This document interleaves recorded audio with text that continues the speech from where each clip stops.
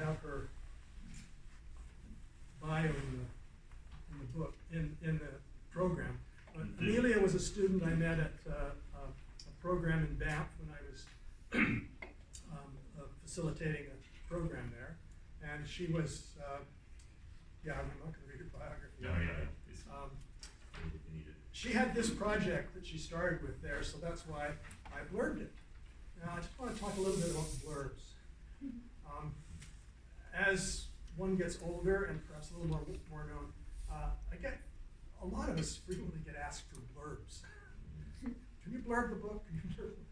Well, it's a big job. It takes a lot of work to blurb a book.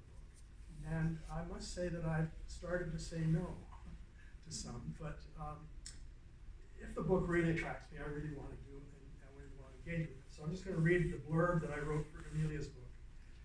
Amelia Nielsen's body work does not, thankfully, conflate body parts with words. I've always found that kind of a problematic thing. You just metaphor, use that kind of metaphor of the body and the language. It just doesn't seem to get out of it sometimes.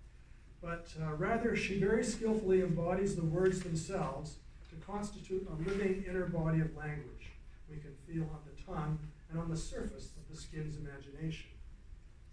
While the poetry in this book improvises a surface tension between this body that isn't me, it also reveals how thought can be layered through the poem's own body, a kind of dermapoiesis of corporeal mindfulness so tangible we flinch at the implicit need. The writing in this book is thrilling, and it really is. I think it's a very fine, kind of focused, very focused at the project, on her project. You want to, I don't know if you want to give Amelia can't be here. No. She teaches at York University in Toronto. Did you want to read a little bit of something or find a poem? Sure, I can just read just a short thing here that give you an example of. This is a poem called Dermographia, Repair. Not a matter if, but when. Weakest linkage. Sorry, I'll try that again. Not a matter of if, but when. Weakest linkage. The organ most prone, the bone most tender. When might it? When, if it? When? Kind of a. Would you have persuade you to hold up her medal for her with the book? And I'm sure it'd be nice for her to have a photo of that, I think. Yeah, we'll send it to her. Yeah. Wonderful. Thank you. Okay. Now, thankfully, we have the first and second place poets here today. Thank you for coming out. Michael Turner's book, 9/11, is a kind of,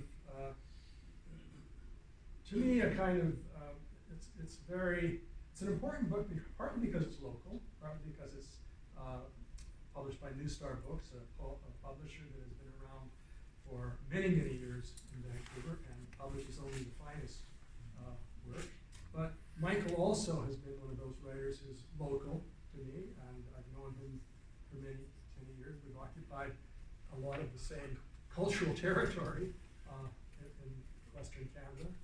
And I guess one of the things that really got me off on Michael's book, and this was long before I had read it or looked at it before I got it in the batch of books that showed up, was he doesn't publish a lot, but when he does, he's very, very particular, and I really wanted to find out more. I thought, this is a book that's going to show me how Michael works, how his mind, his poetic mind, his artistic mind works, and indeed it does. It kind of moves around over a range of perception and imagination. And one of the things I like about it is it's pokey. It pokes. It keeps poking things.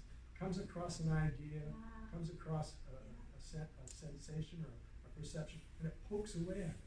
It doesn't sort of give up. I love that about that kind of energy of poking away. There's a blurb, speaking of blurbs, because I love how these blurbs are actually work, you know, and there's a blurb by Dodie Bellamy, who's a San Francisco writer, and has been involved with Vancouver writing and West Coast writing for many, many years. And I thought Dodie's blurb was certainly worth reading, and I know she put a lot of work into it, so I'm going to give her that regard.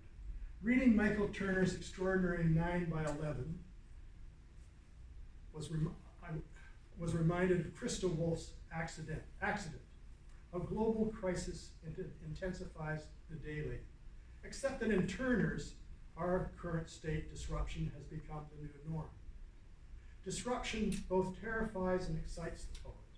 The stacked monotony of skyscrapers is broken both by the horror of people leaping out of the buildings and by Mallarmé's thrilling abandonment of vertical structure in Un coup de jamais, pardon my French, ne bolire de hasard. All the reflections and contemplative rhymes add up to a holographic text that begs repeated reading. 9/11 is a date, a disaster, and the measurements of the poet's room. Is that true?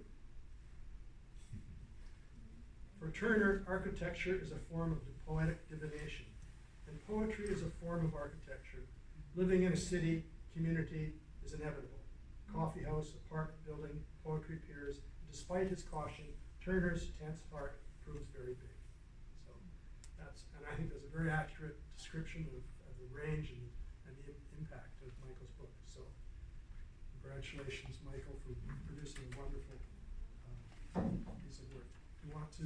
Yes, we have. Procedure? Would you like to? You can come as well. Yes, maybe present the medal and the check, and then maybe Michael would like to read a little bit for Michael. So if you guess, I great. have a little bit to read, a bit to say. We can do But that. come and. First things first.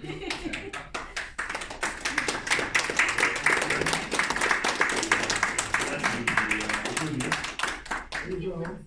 We should put the medal on. You want to put it on around your neck? I think you should. I don't put my neck that thin. Oh, I see. Oh, Michael. Yeah. I've been waiting to do this for a long time. You can't win this prize unless you've got a particularly thin neck. It's one of the cards in the guidelines, actually.